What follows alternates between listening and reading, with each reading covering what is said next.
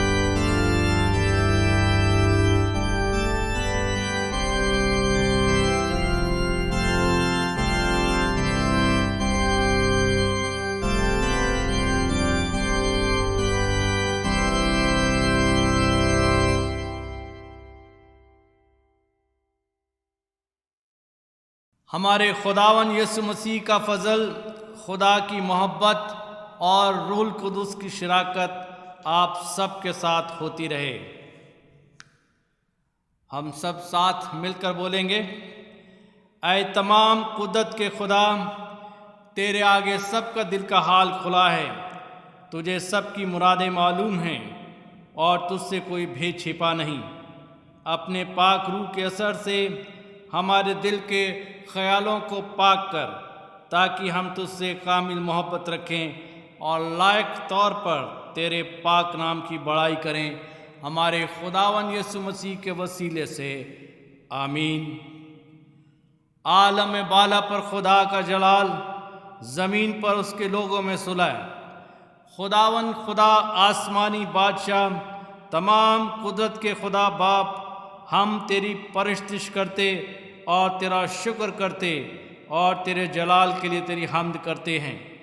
ऐ खुदावन यीशु मसीह, बाप के इकलौते बेटे, ऐ खुदावन खुदा के बर्रे, तू जहान का गुनाह उठा ले जाता है, हम पर रहम कर। तू बाप के दाहिनी बैठा है, हमारी दुआ कबूल कर, क्योंकि ऐ यीशु मसीह तू ही कुद्दूस है, तू ही खुदावन है, तू ही पाक रूह के साथ खुदा बाप के जलाल में आला है। आमीन। आइए हम सब दुआ करें। ऐ कादिर मतलब खुदा, तूने अपने इकलौते बेटे यीशु मसीह के वसीले से मौत को मगलूब करके हमारे लिए अब्दी ज़िंदगी का दरवाज़ा खोल दिया है। हम आजीज़ी से तेरी मिन्नत करते हैं कि जिस तरह तू पहले से ख़ास फजल करके हमारे दिलों में नेक इरादे डालता है, उसी तरह हर वक्त हमारी मदद कर कि हम उन्हें नेक अंजाम को पहुंचा सकें। हमारे खुदावन यीशु मसीह के वसीले से, जो तेरे और रूह कुदूस के साथ हमेशा वाहिद खुदा अब्दुल्लाबाद जीता और सल्तनत करता रहेगा। आमीन। आइए हम खुदा के कलाम में से सुनेंगे और पुराने नियम से पढ़ा जाएगा। निर्गमन की किताब उसका 15वां अध्याय और उसका पहला पद। Today's Old Testament reading is taken from the book of Exodus, chapter 15, verses 1st, 2nd and 19 to 21। निर्गमन की पुस्तक उसका 15 अध्याय पहला और दूसरा पद और 19 से 21 पद तक। तब मूसा और इज़राइलियों ने यहोवा के लिए गीत गाया। उन्होंने कहा, मैं यहोवा का गीत गाऊंगा, क्योंकि वो महाप्रतापी ठहरा है। घोड़ों समेत सवारों को उसने समुद्र में पटक दिया है। और यहोवा मेरा बल और भजन का विषय है, और वही मेरा उद्धार भी ठहरा है। मेरा परमेश्वर वही है, मैं उसी की स्तुति करूंगा और मैं उसके लिए निवास स्थान बनाऊंगा। मेरे पूर्वजों का परमेश्वर वही है, मैं उसको सराहूंगा। 19 से लेकर 21 पद तक। यह गीत गाने का कारण यह है कि फ़िरौन के घोड़े रथों और सवारों समेत समुद्र के बीच में चले गए, और यहोवा उनके ऊपर समुद्र का जल लौटा ले आया। परंतु इज़राइली समुद्र के बीच स्थल ही स्थल पर होकर चले गए। तब हारून की बहन मरियम का नाम नबिया ने हाथ में ढफ लिया, और सब स्त्रियां ढफ लिए नाचती हुई उसके पीछे हो लीं। और मरियम उनके साथ यह टेक गाती हुई, यहोवा का गीत गाओ, क्योंकि वह महाप्रतापी ठहरा है। घोड़ों समेत सवारों को उसने समुद्र में फेंक दिया है। यह परमेश्वर का वचन है। आमीन। आइए हम मसीह का सुसमाचार सुनेंगे। यूहन्ना रचित सुसमाचार उसका 20वां अध्याय और उसके पहले पद से। Gospel according to saint John 20th chapter beginning from first verse. हफ्ते के पहले दिन मरियम मगदलिनी ऐसे तड़के के अभी अंधेरा ही था कब्र पर आई और पत्थर को कब्र से हटा हुआ देखा। बस वो शमौन पतरस और दूसरे शागिर्द के पास, जिसे यीशु अजीज रखता था, दौड़ी हुई गई और उनसे पूछा, खुदावन को वो लोग कब्र से निकाल कर ले गए हैं और हमें मालूम नहीं कि उसे कहाँ रख दिया। बस पतरस और वो दूसरा शागिर्द निकलकर कब्र की तरफ चले और दोनों साथ साथ दौड़े, मगर दूसरा शागिर्द पतरस से आगे बढ़कर कब्र पर पहले पहुंचा। उसने झुककर नज़र की और सूती कपड़े पड़े हुए देखे, मगर अंदर ना पाया। शमौन पतरस उसके पीछे पीछे पहुंचा और उसने कब्र के अंदर जाकर देखा कि सूती कपड़े पड़े हैं और वो रुमाल जो उसके सिर पर बंधा हुआ था, सूती कपड़ों के साथ नहीं बल्कि लिपटा हुआ एक जगह अलग पड़ा है। इस पर दूसरा शागिर्द भी जो पहले कब्र पर आया था अंदर गया और उसने देखकर यकीन किया, क्योंकि वे अब तक उस नविश्ते को न जानते थे जिसके मुताबिक उसका मुर्दों में से जी उठना ज़रूरी था। बस ये शागिर्द अपने घर को वापस गए। ये मसीह की इंजील है। अजीज़ों, आज हम सब यहाँ पर इकट्ठे हुए हैं ताकि पुनरुत्थान के दिन, ईस्टर के दिन हम खुदावन का शुक्र अदा कर सकें और उस बड़े खुशी को जो कि हम सब के लिए खुदावन ने दी है उसको हम मना सकें। यूँ तो पुनरुत्थान मसीह विश्वास की नींव है। मसीह का जन्म, मसीह का क्रूस पर चढ़ना और मारा जाना और फिर कब्र के अंदर दफन कर देना और तीसरे दिन जी उठना, ये सभी हमारे विश्वास की फाउंडेशन है। और उस फाउंडेशन के अंदर हम सब ये विश्वास करते हैं कि ये तमाम चीज़ें हमारे खुदावन यीशु मसीह के साथ पूरी हुई हैं। और पुनरुत्थान या यीशु मसीह का जी उठना, ये बात अगर सच्चाई नहीं है तो हमारा विश्वास व्यर्थ है, उसमें हम कुछ भी नहीं पाते हैं। आज जो हमने टेक्स्ट पढ़ा है यूहन्ना रचित सुसमाचार से और उसके 20वें अध्याय से, तो वहाँ हमें यीशु मसीह के जी उठने का जिक्र मिलता है। और इस समय हमें जो है यूँ पढ़ने को मिलता है, जो शुरुआत के अंदर बताया गया है कि सप्ताह के पहले दिन मरियम जो है अंधेरा रहते हुए कब्र पर आई। सुबह का समय मरियम कब्र के पर जा रही है और इस समय अंधेरा है, अभी रोशनी जो है वो पूरी नहीं हुई है। और जब वो वहाँ पहुँचती है तो उसको देखने को मिलता है कि कब्र पे से पत्थर हटा हुआ है। The stone has been rolled away, it has been taken away. और उसको बड़ी परेशानी होती है, वो बड़ी अचंभित होती है और उसमें जो है वो उसको पता चलता है कि जो पत्थर कब्र के ऊपर लगाया गया था वो पत्थर उस कब्र के ऊपर नहीं है। मत्ती रचित सुसमाचार के अंदर हमको पढ़ता है कि वो दूसरी मरियम भी उसके साथ थी, लेकिन यूहन्ना जो है सिर्फ एक ही मरियम का यहाँ पर जिक्र करता है। वो पत्थर जो था बहुत बड़ा पत्थर था। वो पत्थर जो था एक ऐसा पत्थर था जिसके ऊपर सील लगा दी गई थी। वो पत्थर एक ऐसा पत्थर था जिसके ऊपर रोमी सिपाही गार्ड कर रहे थे, उसकी देखभाल कर रहे थे। और जैसा हम देखते हैं कि आजकल हम अपने समय के अंदर बहुत सी जगह पर जहाँ हम जा नहीं सकते या छू नहीं सकते, उसके वहाँ लिखा होता है don't touch, don't move, keep out, keep distance.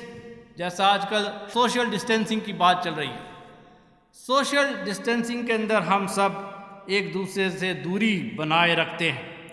और इसीलिए उस पत्थर पर जो सील लगा दी गई थी और रोमी सिपाहियों का पहरा लगाया गया था, उसका मतलब ये था कि उसके पास कोई नहीं पहुंच सकता है।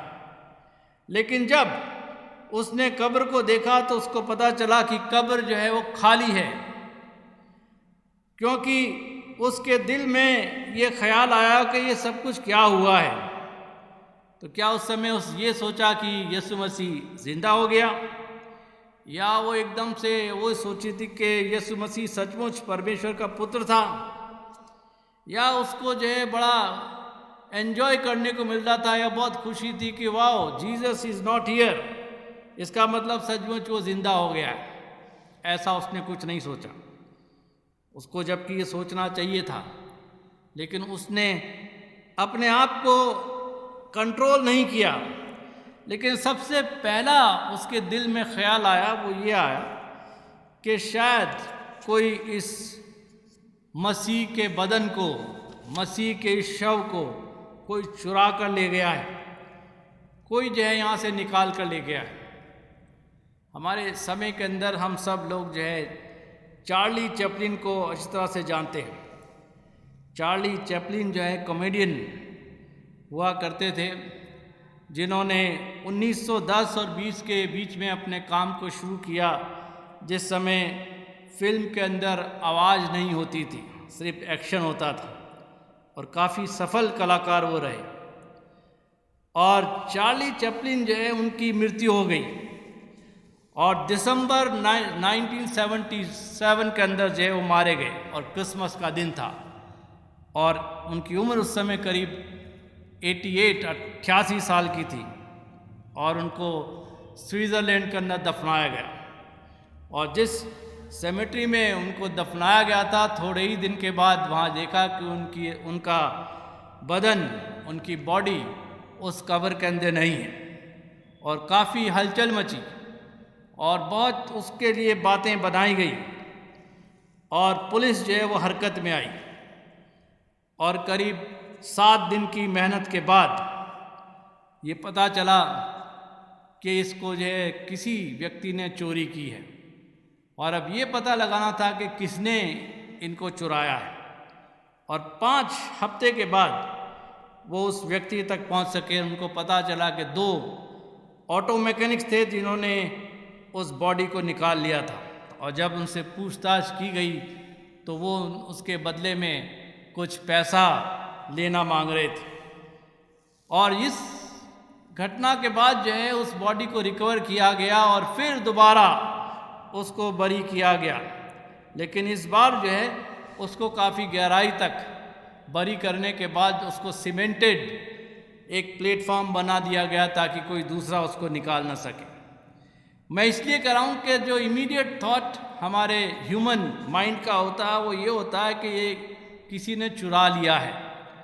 और ये कहानी तो मैंने जो आपको चार्ली चैपलिन की बताई थी, लेकिन हम जो है प्रभु यीशु मसीह के बारे में बातचीत कर रहे हैं, और मरियम जिसका जिक्र हम कर रहे हैं वो प्रभु यीशु मसीह के साथ रहती थी, प्रभु यीशु मसीह को अच्छी तरह से जानती थी। और जब उसने कब्र के अंदर जाकर वहाँ देखा कि कब्र खुली है, तो उसके दिमाग के अंदर पहली चीज़ ये आई कि वो प्रभु को निकाल कर ले गए, वो मेरे प्रभु को निकाल कर ले गए, और हम नहीं जानते या मैं नहीं जानती कि उसको कहाँ रख दिया है। ये जो शब्द इस्तेमाल किया गया है कि वे मेरे प्रभु को, ये कौन थे वे? वो लोग थे जो प्रभु यीशु मसीह से घृणा रखते थे, और शायद उसी की तरफ मरियम जो इशारा कर रही थी कि वो मेरे प्रभु को निकाल कर ले गए। लेकिन मरियम ने ये विश्वास नहीं किया कि प्रभु यीशु मसीह जो है वो जिंदा हो सकते हैं या प्रभु यीशु मसीह जिंदा हो गए हैं।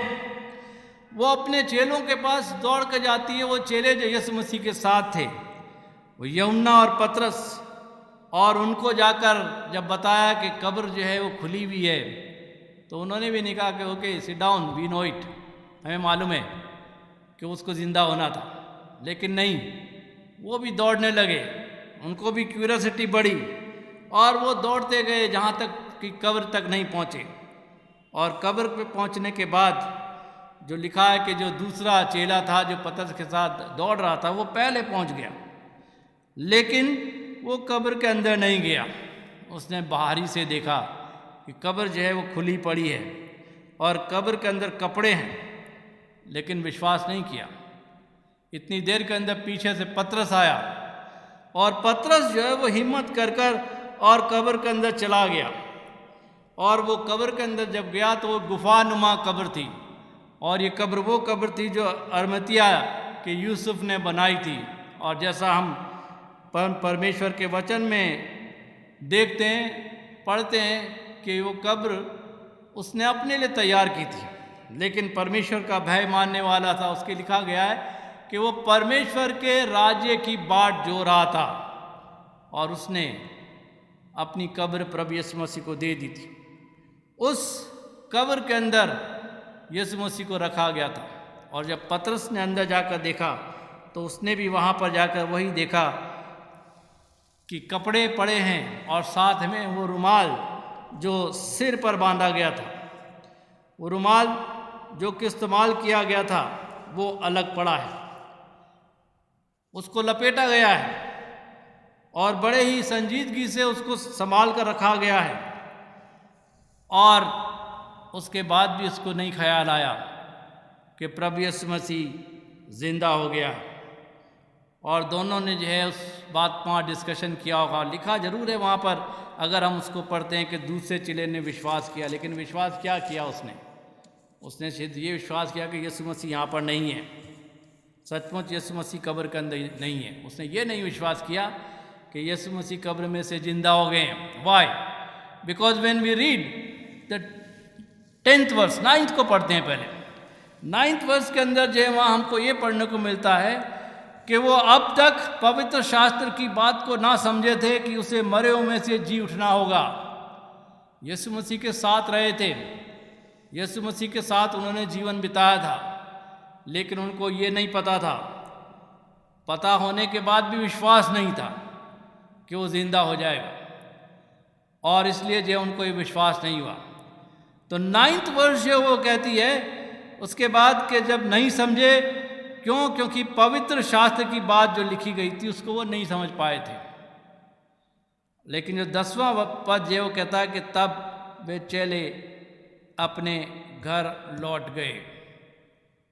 अगर जिंदा होने की बात उनको पता चलती तो शायद वहीं उनको सेलिब्रेशन करना था, लेकिन मुझे ऐसा लगता है इस वर्ष को पढ़ने के बाद कि they went back to their homes. शायद निराश होकर गए होंगे, किसी को कुछ नहीं बताया होगा, लेकिन वो अपने घर चले गए। क्यों घर चले गए? क्योंकि वो विश्वास नहीं करते थे कि खुदावंद यीशु मसीह ने कहा था उसको पूरा होना है। आज खुदावंद यीशु मसीह कब्र के अंदर नहीं है, और उन्होंने जो है उस बात के ऊपर विश्वास ही नहीं किया कि वो निकल कर वहाँ से चला गया और ज़िंदा हो गया है। अपने अपने घर लौट गए वहाँ से। लेकिन आगे जब हम पढ़ते हैं 11वें पद में, तो वहाँ हमको लिखा है कि मरियम, वहाँ पर ये लिखा है कि मरियम रोती हुई कब्र के पास बाहर खड़ी रही। वो रो रही थी, लेकिन कब्र नहीं छोड़ी थी उसने। और जब कब्र नहीं छोड़ी थी, रो रही थी, तो आगे जब हम पढ़ेंगे तो वहाँ हमको पढ़ने को मिलता है कि जब उसने कब्र के अंदर झांक कर देखा, झुक कर देखा, तो वहाँ उसको जो है 2 उज्जवल कपड़े पहने हुए स्वर्गदूत दिखाई दिए। Because she was waiting, because she was weeping, because she was not living the टूम, because she was having a doubt. उसको मालूम था कि प्रभु यीशु मसीह का कुछ होना है, लेकिन वो ये नहीं जानती थी कि प्रभु यीशु मसीह जिंदा हो गया, क्योंकि वो प्रभु यीशु से मुलाकात करना मांगती थी। वो सोचती थी कि किसी न किसी तरह से मुझे पता चलना चाहिए कि कौन ले गया है। और स्वर्गदूत जो है खुद उनसे बातचीत करते हैं, और स्वर्गदूत जो है वो उनसे पूछ रहे हैं कि तुम क्यों रोती है? ए मरियम, तू क्यों रोती है? और मरियम जो है उनको वही जवाब देती है कि वो मेरे प्रभु को उठा कर ले गए हैं, और मैं नहीं जानती कि उसे कहाँ रखा है। और वो बात ये कह ही रही थी, तो आगे और पढ़ेंगे तो लिखा है कि जैसे ही पीछे मुड़ी उसने यीशु को खड़े देखा, लेकिन लिखा है कि उसने उसे नहीं पहचाना। खुदावन यीशु मसीह जिंदा हो गए हैं, खुदावन यीशु मसीह उनके सामने आकर गए हैं, लेकिन वो लिखा है कि नहीं पहचाना। See, disciples did not recognize, or they didn't understand. They were with him. उन्होंने जो है उन तमाम आश्चर्य कर्मों को देखा होगा। मरियम जो है उसको नहीं पहचान पा रही है। मरियम ने भी अपने सारे जीवन को जो है प्रभु यीशु मसीह के साथ जो है गुजारा था। वो 3 साल की मिनिस्ट्री में जो है उसके साथ रही थी, और उसको नहीं पहचान पाई थी। Now on this Easter day, we have to ask this question that we have come here to celebrate. हम सब के सब जो हैं उस पुनरुत्थान के दिन को सेलिब्रेट करने के लिए आए हैं। But the question is whether we recognise him. सवाल जो है हमारा ये है, हमें ये पहचानना है कि क्या हम यीशु मसीह को पहचानते हैं।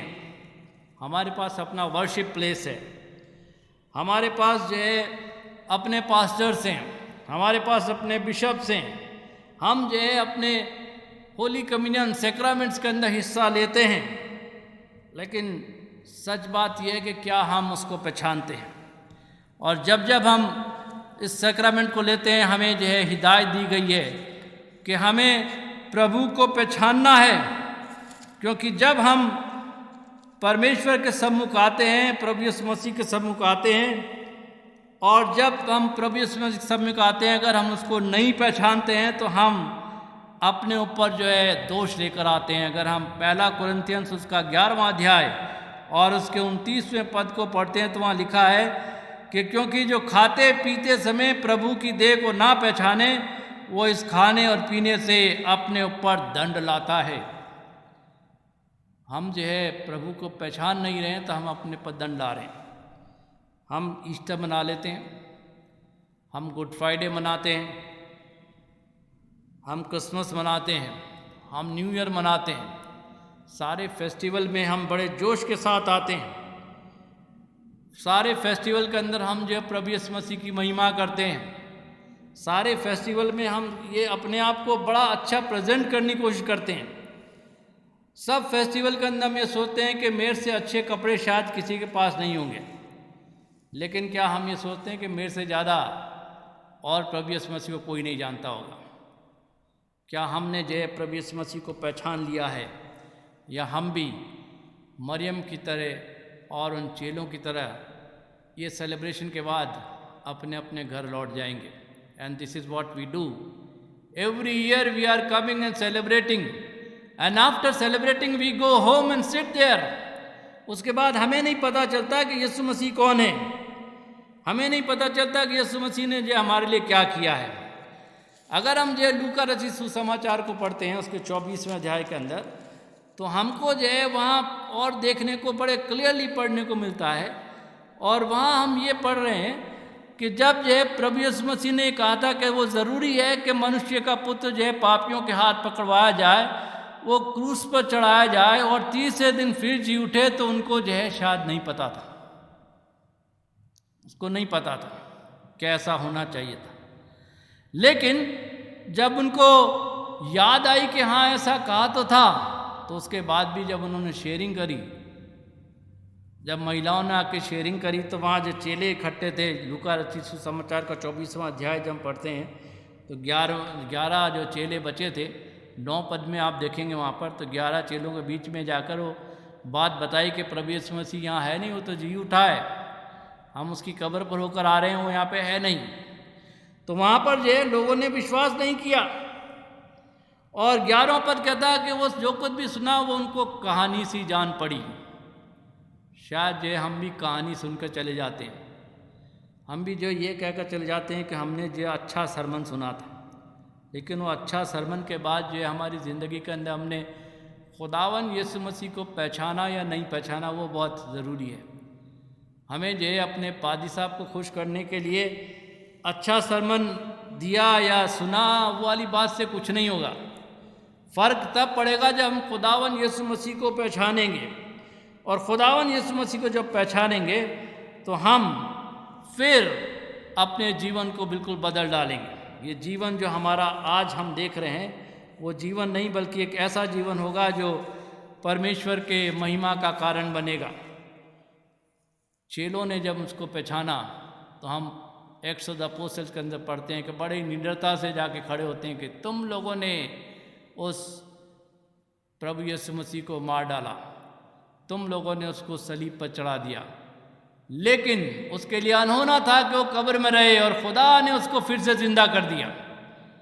This type of witness we have to do it, कि हमें जो है जाकर लोगों के बीच में सुनाना है कि खुदावन जो है वो फिर से ज़िंदा हो गया है। और खुदावन इसलिए ज़िंदा हो गया है क्योंकि उसने हमारे लिए अपनी जान कुर्बान की है। उसका आने का मकसद जो है वो पूरा हो गया है।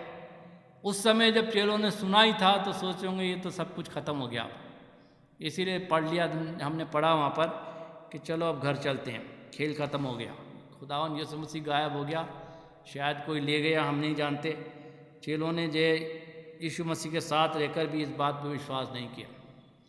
और इसीलिए जब हम 24वें अध्याय के लूका के में देखते हैं कि वो 2 चेले जब वो जा रहे थे और उनके साथ यीशु मसीह आ गया, याद रखें कि उसी दिन जा रहे थे जिस दिन प्रभु यीशु मसीह जिंदा हुए थे। जब यीशु मसीह जिंदा हुए थे उसी दिन के लिखा गया कि उसी दिन जो है चेले जो अपने गांव जा रहे थे, 2 चेले थे, वो अपने गांव जा रहे थे। प्रभु यीशु मसीह आके बीच में उनसे मुलाकात करता है, सवाल और जवाब होते हैं। वो बतलाता है कि भाई किस तरह से खुदावंद यीशु मसीह का जो है जिंदा होना जो है वो ज़रूरी था, लेकिन उनके समझ में नहीं आ रहा था। जब नहीं समझ में आ रहा था तो खुदावंद यीशु मसीह खुद उनसे बात करते हैं, बोलते हैं कि हे निर्बुद्धि व्यक्तियों और भविष्यद्वक्ता की सब बातों पर विश्वास करने वाले मंद पतियों, यानी कि हम जो है कम बुद्धि वाले लोग हैं, हम निर्बुद्धि हैं, हमारी समझ कम है, और यूं समझ कम है कि भविष्यद्वक्ताओं के द्वारा जो बात लिखी गई है उसके ऊपर विश्वास नहीं करते हैं, जैसा चेलों ने विश्वास नहीं किया था। खुदावंद यीशु मसीह जो है उन्होंने कहा था कि मैं जाता हूँ ताकि जाकर तुम्हारे लिए जगह तैयार करूँ और आकर मैं फिर तुमको अपने साथ ले जाऊँगा। ये प्रॉमिस उन्होंने किया था, लेकिन कब वो करेगा? जब हमारा विश्वास उस पर मजबूत होगा, जब हम उसके काम में लगे रहेंगे, उसके विश्वास में लगे रहेंगे, उसकी मिशन को पूरा करेंगे। और अगर हम अपने अपने कामों से लगकर अपने अपने घर चले जाएंगे तो खुदावंद यीशु मसीह जब वापस आएगा लेने के लिए तो किसको ले जाएगा साथ? क्योंकि वो तो प्रॉमिस करके गया है। जैसा उसने प्रॉमिस किया था कि मैं जी उठूँगा, वो जी उठा। और जब उसने प्रॉमिस किया कि मैं अपने पिता के घर जाता हूँ ताकि जाकर तुम्हारी जगह तैयार करूँ और आकर मैं फिर तुमको अपने पास ले जाऊँगा, यमुना का 14वां अध्याय जब हम पढ़ते हैं तो हमको पढ़ने को मिलता है। तो वापस अगर आएगा तो किसको ले जाएगा? यमुना का लिखा हुआ जो प्रकाशित वाक्य, बड़ा अच्छा पद वहाँ पर हमको पढ़ने को मिलता है। और उस पद के अंदर जो है हमको बताया गया, 3 पद में पहले अध्याय में कहा गया है कि धन्य है वो जो इस भविष्यवाणी के वचनों को पढ़ता है। How many of are reading our Bible only in the Lenten days? हम सिर्फ लेंट के दिनों में बाइबल पर हाथ लगाते हैं, उसके जो धूल झाड़ कर उसको पढ़ के उसको लेकर बैठ जाते हैं कि रोजे शुरू हो गए हैं जी, उपवास शुरू हो गया है तो हमें बाइबल पढ़नी है। लेकिन परमेश्वर का वचन कहता है कि वो धन्य है जो इस भविष्यवाणी के वचन को पढ़ता है। और आगे लिखा कि वो जो सुनता है। अगर हम पढ़ नहीं सकते तो कितने लोग सुनने जाते हैं? हम नहीं चाहते, क्या जी हमारे पास टाइम नहीं है, बहुत बिजी हैं हम। साल में 1 या 2 बार चर्च आते हैं, वो बड़ा तंग करते हैं, जी साहब चर्च कब होगा, कितनी बजे होगा, चर्च खुल गया क्या? आजकल एक अच्छा स्टैंडर्ड क्वेश्चन है, चर्च खुल गया क्या? तो हम उनको बताते हैं चर्च जो है हमेशा खुला रहता है और आप आकर दुआ कर सकते हैं। तो जब हम उसकी बातों को मानते हैं, पढ़ते हैं, सुनते हैं, और आगे लिखा गया कि उसकी लिखी हुई बातों को मानते हैं, जो बहुत मुश्किल है। इसीलिए प्रकाशित वाक्य का पहला अध्याय और उसका 3 पद हमारे लिए बहुत महत्व रखता है। प्रकाशित वाक्य का जो ये पद है हमारे लिए बहुत महत्व रखता है और ये हमको बतलाता है कि हम इस वचन को पढ़ते हैं, सुनते हैं और इसमें लिखी हुई बातों पर विश्वास करते हैं। इसी यूहन्ना ने अपने यूहन्ना की इंजील को लिखते हुए 20वें अध्याय के अंदर कहा, और उसमें ये कहा कि परंतु ये बातें इसलिए लिखे गए हैं कि तुम विश्वास करो कि यीशु ही मसीह का पुत्र है। हमें जो है पढ़ने के बाद ये विश्वास कर लेना है कि यीशु मसीह परमेश्वर का पुत्र है और विश्वास करके उसके नाम से जीवन पाओ। जब हम विश्वास करेंगे तो फिर हम जो है चेलों की तरह या मरियम की तरह यीशु मसीह को देखकर और भाग नहीं जाएंगे, घर नहीं चले जाएंगे, बल्कि उस विश्वास को हम लोगों पर प्रकट करेंगे, लोगों को बताएंगे। और जब हम उस विश्वास को लोगों के साथ शेयर करेंगे, बताएंगे, तो हमको कहा गया है कि हम उसके नाम से जीवन पाएं। क्योंकि खुदावंद यीशु मसीह जब आएगा हमको लेने के लिए तो हमसे पूछेगा कि तुमने जो है मेरे लिए क्या किया है। और हमें आज इस ईस्टर के दिन इस बात पर पूरा यकीन करना है कि हमारा विश्वास प्रभु यीशु मसीह पे है या नहीं है, हम उसको पहचानते हैं या नहीं पहचानते हैं, उसकी बातों पर हम विश्वास करते हैं या नहीं करते हैं, या इसी तरह से हम त्यौहार मना कर हर साल घर चले जाते हैं और फिर आकर वापस यहीं बैठ जाते हैं और परमेश्वर के वचन को सुनने की कोशिश करते हैं। हमें सुनना है, हमको पढ़ना है, और हमको मानना है। परमेश्वर आप सबको आशीष दे। आइए इस समय हम सब अपने ईमान का इकरार करेंगे और नीकिया का अकीदा हम सब साथ मिलकर पढ़ेंगे। हम एक खुदा काते मतलब बाप पर ईमान रखते हैं, वो आसमान और ज़मीन और सब देखी और अनदेखी चीज़ों का खालिक है। हम एक खुदावन यीशु मसीह पर ईमान रखते हैं, जो खुदा का इकलौता बेटा है। वो अज़ल से बाप से मौलूद, खुदा से खुदा, नूर से नूर, हकीकी खुदा से हकीकी खुदा, मसनू नहीं बल्कि मौलूद है। उसका और बाप का एक ही ज़ौर है। उसी के वसीले से कुल चीज़ें बनी। वह हम इंसानों के लिए और हमारी नजात के वास्ते आसमान पर से उतर आया। रूल कुदुसी कुदरत से कुंवारी मरियम से मुजस्सम हुआ और इंसान बना। पेंतुस पिलातुस के अहद में हमारे लिए मसलूब हुआ। उसने दुख उठाया, मर गया और दफन हुआ। तीसरे दिन पाक नबिश्तों के बेमुजिब जी उठा, आसमान पर चढ़ गया और बाप के दाहिने बैठा है। वो जलाल के साथ जिंदों और मुर्दों की अदालत के लिए फिर आएगा और उसकी सल्तनत कभी ख़त्म ना होगी। हम रूल कुदुस पर ईमान रखते हैं, जो खुदावन है, ज़िंदगी बख्शने वाला है। वो बाप और बेटे से सादिर है। उसकी बाप और बेटे के साथ परिश्तो ताज़ीम होती है। वो नबियों की ज़बानी बोला। हम एक पाक कैथोलिक और रसूली कलीसिया पर ईमान रखते हैं। हम एक बपतिस्मे का जो गुनाहों की माफ़ी के लिए इकरार करते हैं। हम मुर्दों की क़यामत और आइंदा जहान की हयात का इंतज़ार करते हैं। आमीन। कलीसिया से संबंधित कुछ सूचनाएं हैं। आप सबका स्वागत है आज की इस इबादत के अंदर, जब हम सब इकट्ठे हुए हैं परमेश्वर के नाम की तारीफ़ और हम करने के लिए, क्योंकि प्रभु यीशु मसीह हम सब के लिए जी उठा है। आप सबों को मेरी तरफ से, रेवरेंड शर्ली लाल और रेवरेंड मॉरिसन रोज़ की तरफ से और उनके परिवार की तरफ से ये ईस्टर मुबारक हो। खुदा आप सबको आशीष दे। हम खुदा का शुक्र अदा करते हैं कि खुदा ने हमको तंदुरुस्त रखा है, हर तरह की बीमारी से बचाए रखा है और हम सब लोग तंदुरुस्त हैं। उसके लिए हम सचमुच खुदा का शुक्र अदा करते हैं।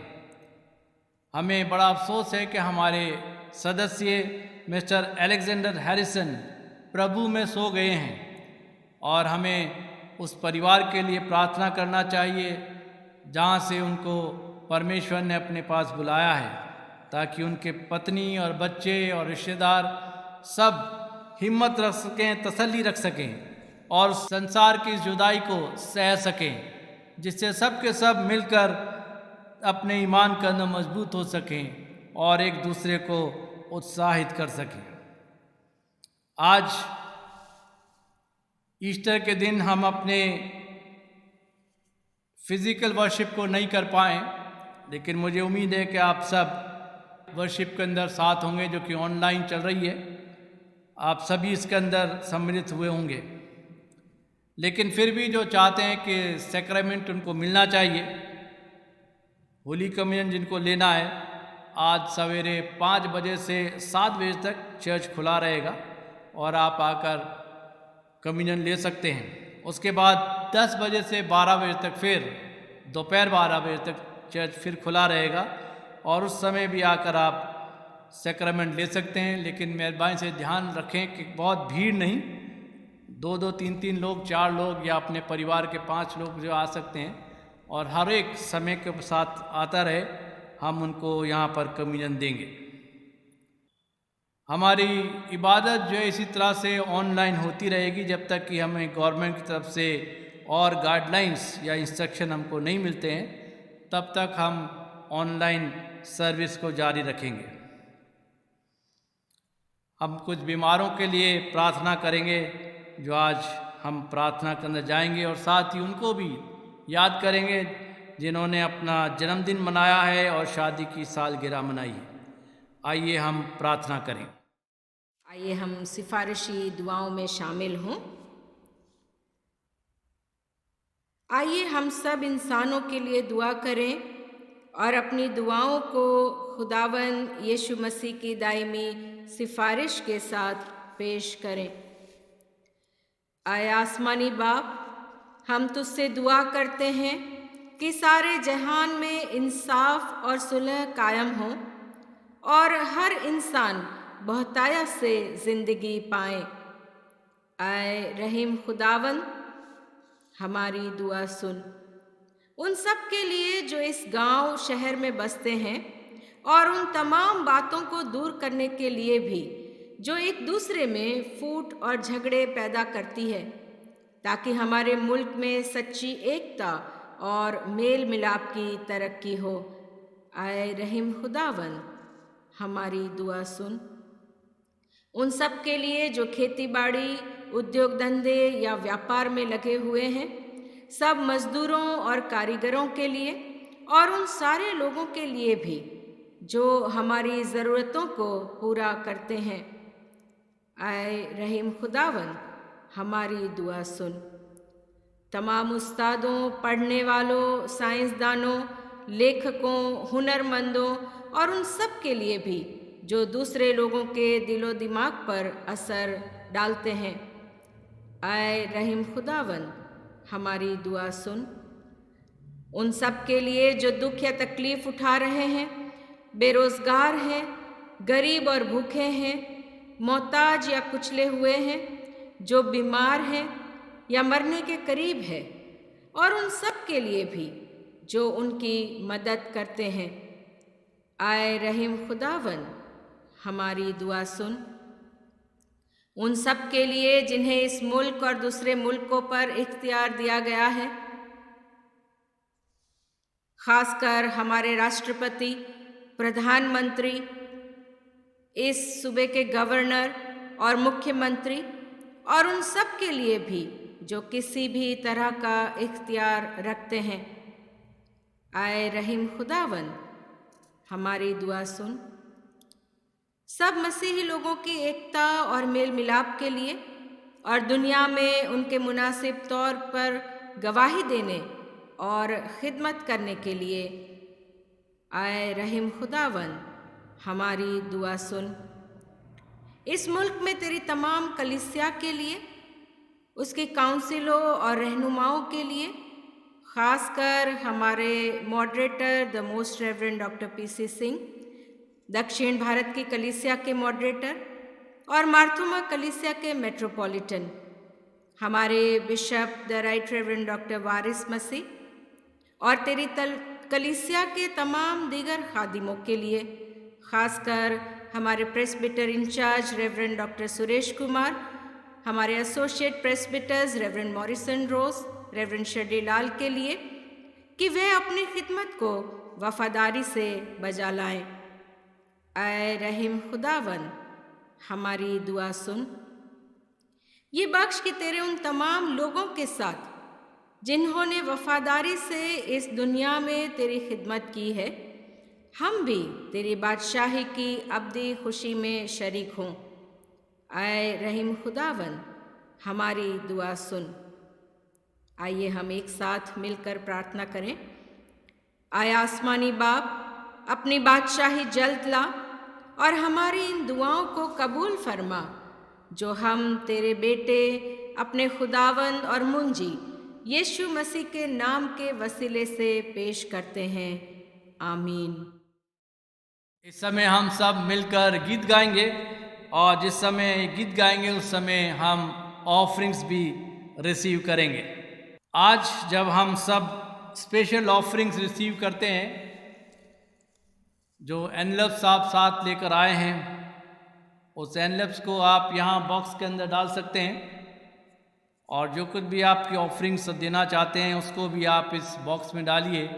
अगर आपके पास एनवलप्स नहीं है तो आप अपने घर से किसी भी एनवलप को ला सकते हैं, रख सकते हैं, उस पर नाम लिख सकते हैं और यहाँ जमा कर सकते हैं, ताकि उसमें जो है हम सब परमेश्वर की महिमा के अंदर सम्मिलित हो सकें और परमेश्वर का दान परमेश्वर को दे सकें।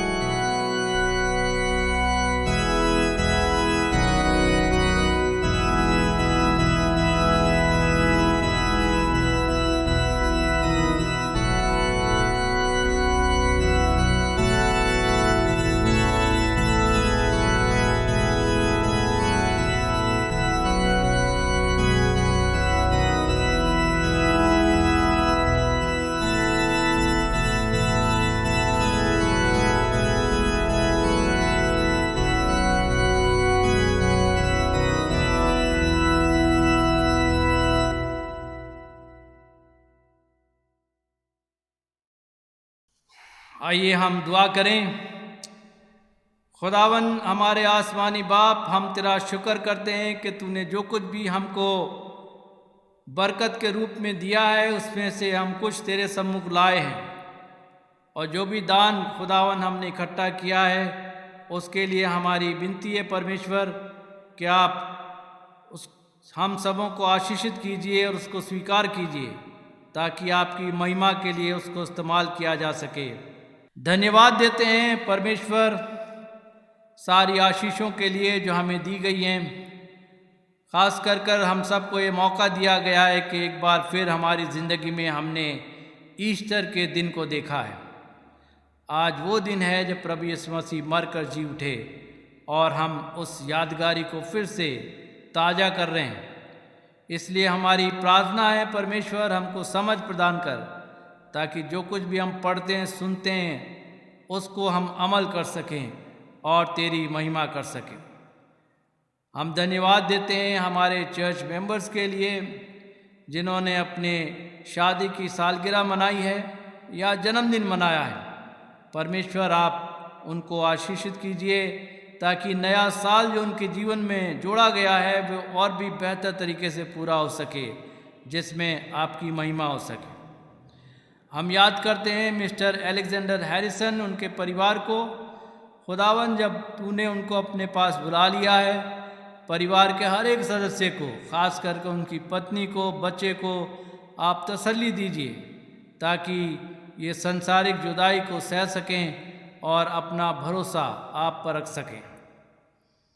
हमारी प्रार्थना है परमेश्वर मिस्टर एल्विन मसीह और उनके परिवार के लिए जो बीमार हैं, आप सामर्थ का हाथ उन पर बढ़ाइए।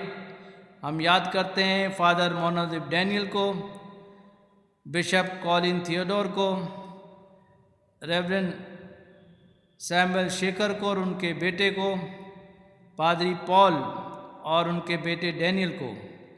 और हमारी विनती है खुदावन कि जब इस समय उनको कोरोना पॉजिटिव डिक्लेयर किया गया है, परमेश्वर आप सामर्थ का हाथ बढ़ाइए और उनको शिफा दीजिए।